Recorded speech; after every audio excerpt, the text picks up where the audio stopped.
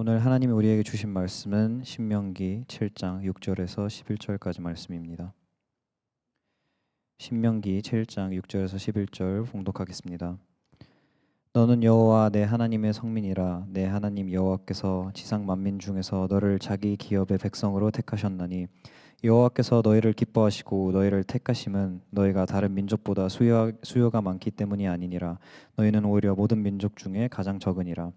여호와께서 다만 너희를 사랑하심으로 말미암아 또는 너희의 조상들에게 하신 맹세를 지키려 하심으로 말미암아 자기의 권능의 손으로 너희를 인도하여 내시되 너희를 그 종되었던 집에서 애굽 왕 바로의 손에서 속량하셨나니 그런즉 너는 알라. 오직 내 하나님 여호와는 하나님이시오 신실하신 하나님이시라. 그를 사랑하고 그의 계명을 지키는 자에게는 천대까지 그의 언약을 이행하시며 인애를 베푸시되 그를 미워하는 자에게는 당장에 보응하여 멸하시나니 여호와는 자기를 미워하는 자에게 지체하지 아니하시고 당장에 그에게 보응하시느니라. 그런즉 너는 오늘 내가 내게 명하는 명령과 규례를 법도를 지켜 행할지니라. 아멘. 아멘. 네, 오늘은 신명기 말씀으로 함께 하나님의 은혜를 나누겠습니다. 어떤 회사를 세우신 기업의 회장님이 신규 사원을 모집한다고 합니다. 그래서 신규 사원을 채용하는데 똑똑하고 능력 있는 사람을 뽑는 것이 아니라 스펙도 없고 능력도 없는 사람만 골라서 뽑는다면 사람들은 어떻게 생각할까요? 그 회장님 되게 특이하다, 이상하다 이렇게 생각하지 않을까요? 오늘날 이 세상의 모든 회사, 모든 학교, 모든 사회 구조는 능력이 되는 사람, 똑똑하고 실력을 쌓은 사람들을 뽑아서 그런 사람들을 데리고 일을 하고자 합니다. 오늘 본문의 말씀에서는 하나님께서 자기 백성을 택하시는 기준을 말씀하시는데요. 하나님의 백성, 하나님께서 자신의 백성을 선택하시는 기준을 보니까 우리가 알고 있는 기준과 다릅니다. 꼭 이 회장님 같습니다. 하나님은 세상에서 강한 민족, 수요가 많은 민족을 택하신 것이 아니라 가장 수요가 적고 그리고 볼품없는 이스라엘 백성을 택하셨습니다. 왜 그러셨을까요? 인간은 우리 사람 각자의 부르심에 대해서 생각할 때 자기 자신의 가치와 능력을 하나님이 알아보시고 선택하신 것처럼 그렇게 착각할 때가 있습니다. 그러나 하나님은 단 한 번도 우리의 조건 때문에 우리를 택하시거나 우리를 사랑하지 않으셨다고 분명히 성경에서 말씀하고 있으십니다. 하나님의 사랑이란 어떤 사랑일까요? 오늘 본문을 통해서 하나님의 무조건적인 사랑이라고 부르는 그 사랑에 대해서 함께 알아보고자 합니다. 성경의 역사 속에서 하나님께서 사람을 선택하실 때 하나님은 단 한 번도 자격이 있다라고 생각하는 분들, 그런 사람을 택하신 적이 없으십니다. 하나님이 선택하신 사람들을 보면 늘 약하고 허물 많은 사람들이었습니다. 예를 들자면 아브라함 같은 사람도 그렇습니다. 우리는 믿음의 조상이라고 아브라함의 믿음을, 그의 신앙을 한껏 지켜 세우지만 그러나 아브라함이 처음 하나님께 부르심을 받았을 때에 그는 그렇게 자격 있는 사람이 아니었습니다. 그는 데라라고 하는 사람의 집안 아들이었습니다. 우상을 숭배하던 집안이었고 갈대아 우르에서 나올 때 우상들을 들고 나왔던 집안입니다. 당시 고대 사회에서는 아들을 많이 낳아야 부자가 될 수 있었습니다만 안타깝게도 아브라함에게는 나이가 100세가 될 때까지 아들이 한 명도 없었습니다. 그러니 고대 사회에서 아들을 많이 낳아서 아들을 많이 거느려야 많은 양떼를 칠 수 있고 많은 곡식을 거둘 수 있고 많은 노동력을 확보할 수 있는데 그렇지 못했으니 그의 삶이 얼마나 보잘것없었겠습니까? 그런데 그런 사람을 하나님은 주권적으로 부르시고 그에게 복을 주셔서 너는 복의 근원이 될 것이다 이렇게 선포하셨죠. 야곱은 어떻습니까? 태어나기도 전에 어머니의 태중에서 하나님께 선택받은 사람입니다. 그의 성격은 하나님께 선택받을 만한 성격이었습니까? 그는 태어날 때부터 경쟁심이 많은 사람이었습니다.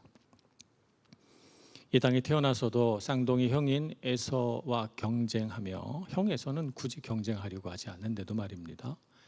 경쟁하며 장자의 복을 받아야 되겠다. 그래서 형과 아버지를 속이기까지 했으니 이 얼마나 어리석은 사람이며 허물 많은 사람입니까? 그런데도 하나님은 그를 버리지 않으시고 끝까지 사랑하셔서 마침내 그를 신실한 하나님의 자녀로 변화시키셨죠. 그래서 그의 이름을 야곱에서 이스라엘로 바꾸어 주십니다. 우리는 어떻습니까? 우리는 하나님의 사랑을 받을 만한 자격이 있는 사람들입니까? 그런데 자격이 없다면 그런 우리를 하나님은 어떻게 하나님의 자녀로 선택하셨을까요? 로마서 5장 8절에 보면 이렇게 기록되어 있습니다.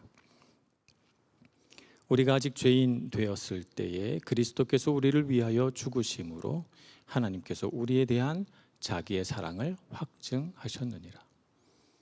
내가 죄인이었을 때, 하나님 앞에 아무 자격이 없었을 때 하나님은 우리를 위하여 십자가를 준비하시고 우리를 그 십자가 은혜 아래에서 선택하셨다는 뜻입니다. 그래서 하나님의 사랑을 어떤 사랑이라고 부르는가? 무조건적인 사랑. 우리의 어떤 능력이나 지혜나 스펙이나 우리가 가진 자격을 보고 우리를 사랑하시는 것이 아니라 아무 조건 없이 하나님의 주권과 은혜 아래서 우리를 사랑하신다는 것입니다. 일반적으로 이 세상에서 경험하는 사람들의 사랑은 어떻습니까? 사랑하는 대상의 아름다움이라든지 가치라든지 능력 같은 그런 외부적인 조건 등에 기초해서 사랑합니다. 그러나 하나님의 사랑은 사랑받는 대상에게서 어떤 조건도 찾지 않으십니다. 오직 하나님의 성품과 그분의 주권 아래에서 하나님의 사랑이 시작되죠. 하나님의 사랑은 그 사랑의 원인이 사람에게 있지 않기 때문에, 사람이 어떤 곳에서 그 사랑할 수 있는 근거를 찾지 않기 때문에 우리가 살다가 우리의 연약함 때문에 넘어져도, 우리가 실수하거나 실패해도 결코 이 하나님의 사랑은 철회되거나 포기되거나 실망하거나 흔들리지 않습니다. 아브라함의 인생이 그랬습니다. 아브라함이 하나님께 부르심을 받아서 그에게 복의 근원이 될 것이다 라고 선포하셨지만 아브라함은 어떤 삶을 살았습니까?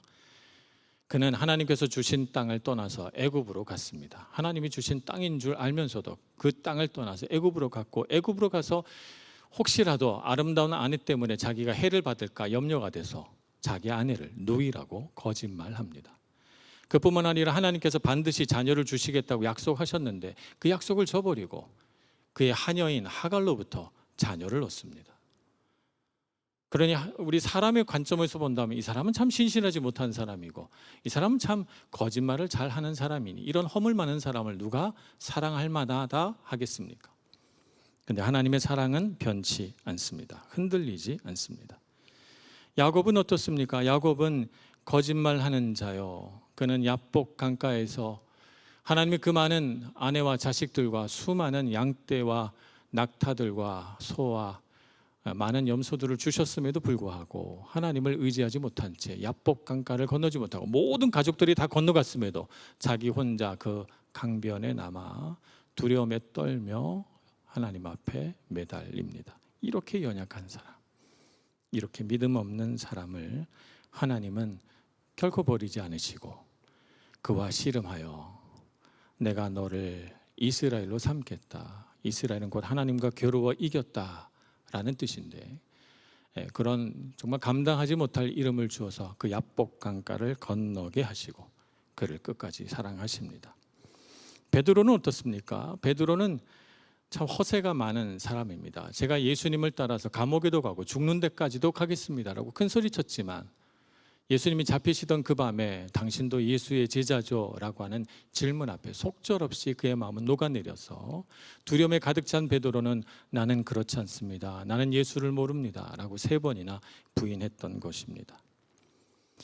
사도 바울은 어떻습니까? 그는 자격을 갖춘 사람이었습니까? 그는 그리스도를 핍박했던 수많은 허물과 죄를 가지고 있던 사람이죠. 이런 허물 많은 그를 예수님은 다메섹으로 가는 길가에서 만나셔서 그의 수많은 그 죄와 무지와 영적인 도전 앞에서 나는 바로 네가 핍박하는 예수다라고 말씀하시며 그를 은혜로 불러내십니다. 그리고 그를 이방인의 사도로 세우셔서 예수님과 같은 수많은 핍박과 고난 속에서도 주님을 증거하도록 이끌어 가셨죠. 우리도 그와 같은 은혜로 부르심 받은 줄로 믿습니다. 우리를 부르신 하나님의 사랑은 끝이 없으시고 우리의 조건을 보고 우리가 어떤 장점이 있어서 우리가 부르실 만한 자격이 있어서 부르신 것이 아니라 하나님의 주권과 그분의 사랑 안에서 우리를 불러내셨다는 것을 잊지 말아야 되겠습니다. 만약 우리가 내가 어떤 능력이 있어서 내가 구원받을 만한 어떤 자격이 있어서 부르심 받았다라고 생각한다면 우리는 늘 그 하나님의 부르심에 대해서 불안해할 것입니다. 왜냐하면 혹시라도 내가 봉사를 안 해서, 혹시라도 내가 섬김을 잘못해서, 혹시 내가 기도가 부족해서, 혹시 내가 실수하거나 실패해서 하나님이 날 버리시면 어떡하지? 라고 하는 불안에 평생 붙들려 살 것이기 때문입니다. 나를 의지한다면, 하나님의 사랑을 나에게서 그 근거를 찾는다면 말입니다. 그러나 나를 택하신 이유가 내 자격이 있지 않고 하나님의 주권 아래에 있다는 것을 알게 되면 우리는 모든 불안에서 벗어나서 하나님의 사랑이 주는 안정감과 평안을 누릴 수 있을 것입니다. 왜냐하면 나의 연약함보다 나를 사랑하시는 하나님의 사랑이 훨씬 크고 나를 덮고 있는 하나님의 은혜가 훨씬 풍성하기 때문입니다. 하나님의 어마어마한 사랑과 은혜는 우리 마음의 불안과 걱정에서 우리를 해방시켜 주시고 우리로 하여금 참으로 자유로운 인생을 살게 해 주십니다. 그래서 우리는 하나님의 무조건적인 사랑과 선택을 붙들고 살아가야 합니다. 세상은 끊임없이 사랑받기 위해 내 자신을 증명해야만 한다고 우리에게 말합니다. 이거 얼마나 피곤한 삶입니까? 내 능력을 증명해내야, 내가 가치로운 사람이란 걸 보여주어야 사람들이 관심을 가지고 나를 인정해주고 나를 대접해주고 사랑해주니 이 피곤한 세상 속에서 사랑받기 위하여 분투하며 살아가다가 문득 지치고 피곤해서 하나님 앞에 엎드리게 되거든. 그 하나님의 무조건적인 사랑, 우리의 수많은 연약함과 허물에도 불구하고 우리의 수많은 실수와 그 실패에도 불구하고 우리를 붙드시고 한순간도 놓지 않으시는 하나님의 사랑을 꼭 붙들고 일어나시는 여러분 모두가 되시길 축복합니다.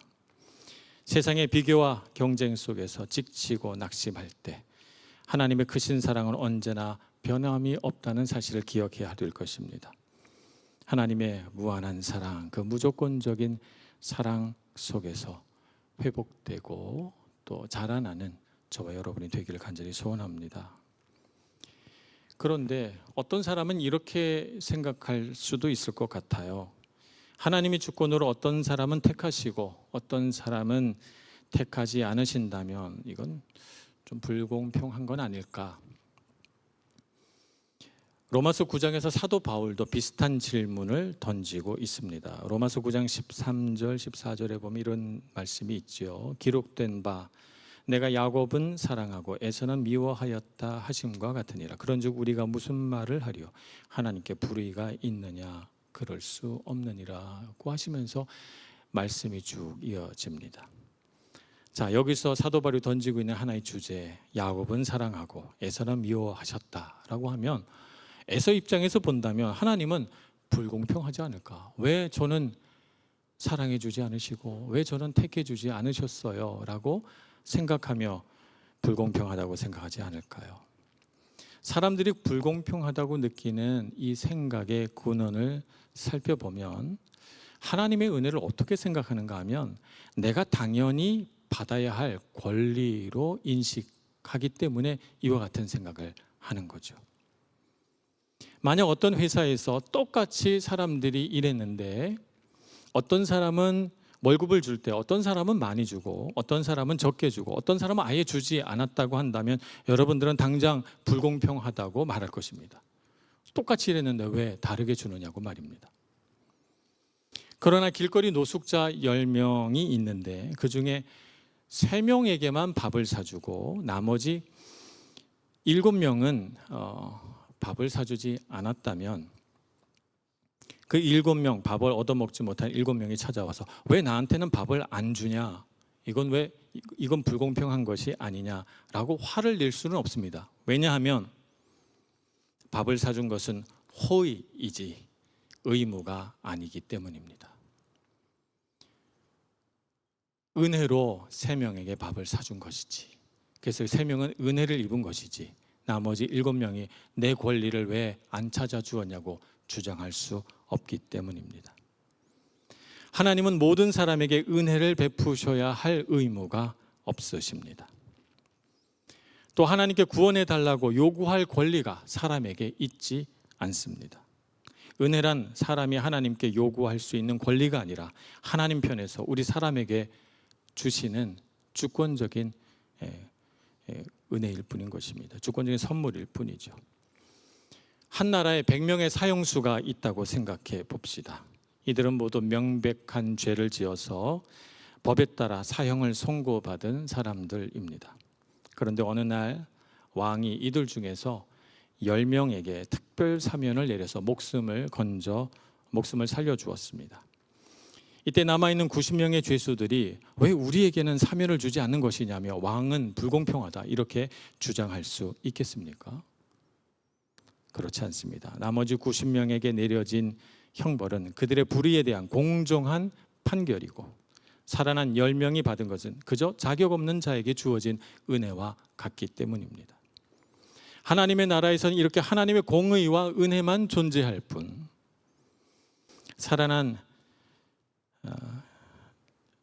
누군가를 억울하게 만드시는 불의는 존재하지 않는 것이죠.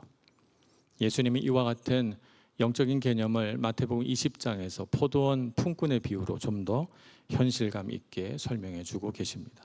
포도원 주인이 이른 아침 새벽 6시에 나가서 일하는 사람을 찾습니다. 그랬더니 몇 사람이 시장에 서성거리고 있길래 그들을 데려옵니다.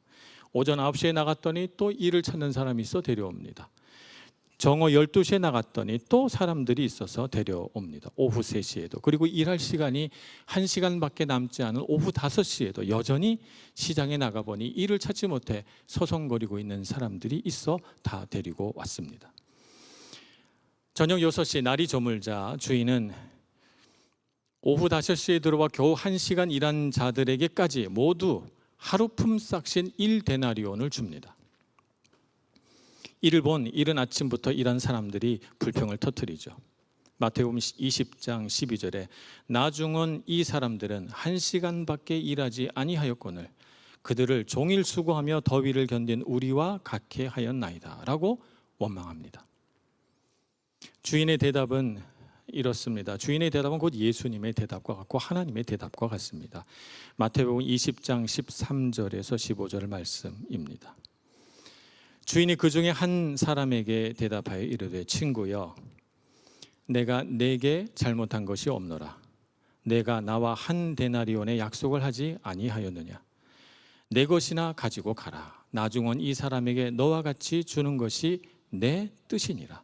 내 것을 가지고 내 뜻대로 할 것이 아니냐. 내가 선함으로 내가 악하게 보느냐라고 말씀하십니다. 오후 5시까지 시장에 소송이던 사람들은 능력이 뛰어나서 뽑힌 자들이 아닙니다. 그 시간까지 아무도 쓰지 않아서 버려진 자, 아무 자격이 없는 사람들이죠. 새벽 6시부터 일한 사람은 자신의 수고와 일한 시간에 비례해서 돈을 더 받아야 한다고 주장합니다만 그들이 잊어버린 것은 자신이 새벽 6시에 포도원 주인에게 은혜로 부르심을 받았다는 사실을 잊은 것입니다. 만약 그때 포도원 주인이 그를 불러주지 않았다면 그는 아마 하루 종일 일을 찾지 못해 그 땡볕에 시장에 서 있을 수밖에 없었을 것입니다. 포도원 주인이 베푼 은혜를 자신의 수고와 일한 대가로 당연히 받아야 할 권리처럼 생각하고 있었기 때문에 불평이 나오고 원망이 생긴 것입니다.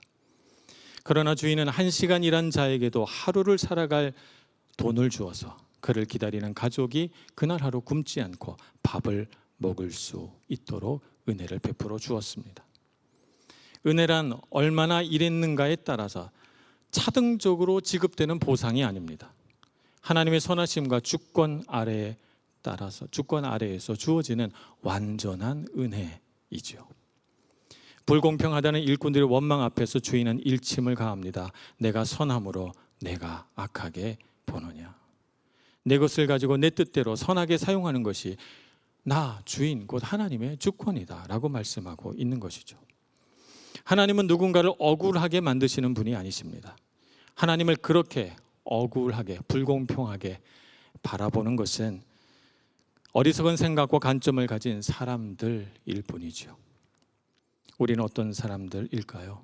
오늘 신명기 7장 7절의 말씀을 보니까 여호와께서 너희를 기뻐하시고 너희를 택하심은 너희를 다른 민족보다 수요가 많기 때문이 아니라 너희는 오히려 모든 민족 중에 가장 적으니라 라고 말씀하십니다. 그러면서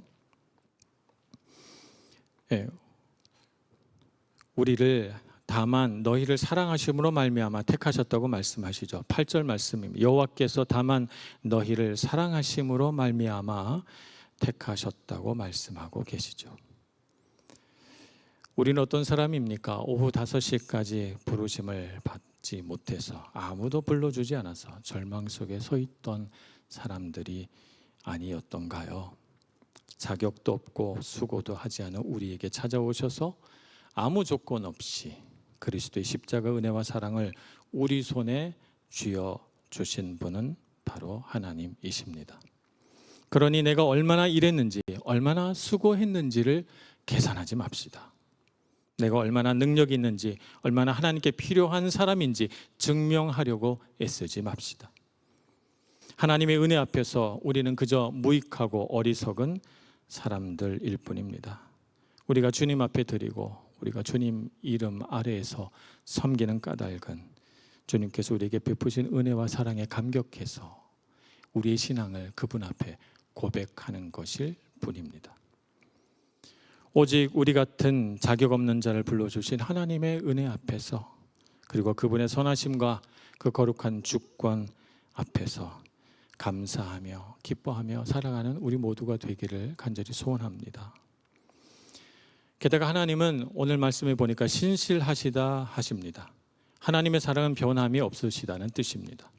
신명기 오늘 7장 9절 말씀에 보면 그런즉 너는 알라 오직 내 하나님 여호와는 하나님이시요 신실하신 하나님이시라고 말씀하고 있죠. 그를 사랑하고 그의 계명을 지키는 자에게는 천대까지 그의 언약을 이행하시고 인애를 베푸신다고 했습니다. 하나님의 무조건적인 택하심과 사랑이 우리에게 깊은 평안이 되는 이유는 그 하나님의 선택을 이끌어 가시는 분이 신실하신 분이시기 때문입니다. 민수기 23장 19절에서 하나님은 이렇게 말씀하십니다. 하나님은 사람이 아니시니 거짓말을 하지 않으시고 인생이 아니시니 후회가 없으시도다. 어찌 그 말씀하신 바를 행하지 않으시며 하신 말씀을 실행하지 않으시랴. 사람은 자신의 상황에 따라서 기분에 따라서 혹은 자신의 이익 유무에 따라서 약속을 쉽게 바꾸는 존재입니다. 그러나 하나님은 어떻습니까? 시간과 공간을 초월해서 인간의 변덕을 넘어서서 자신의 뜻과 약속을 변함없이 신실하게 지키시는 분이시죠. 그래서 하나님은 우리에게 일방적으로 우리 사람에게 유리하게 언약을 맺으십니다. 일방적인 하나님의 축복과 은혜를 약속하시는 것이죠.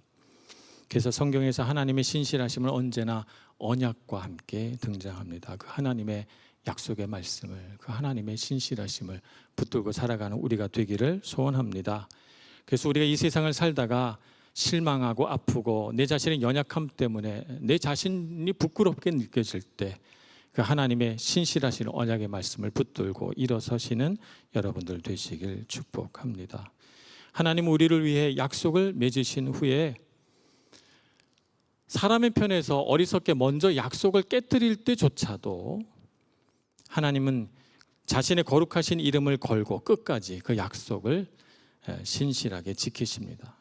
그러니 우리가 인생을 살다가 그 약속에 부합하지 못한 삶을 살아서 깨어지고 넘어지고 아플 때조차도 두려워하지 말고 나는 하나님의 언약을 받을 자격이 없어 라고 생각하지 말고 주님 앞에 나가 약속 지켜주세요 라고 요청할 수 있는 하나님의 그 신실하신 언약을 꼭 붙들고 사는 저와 여러분이 되기를 소원합니다.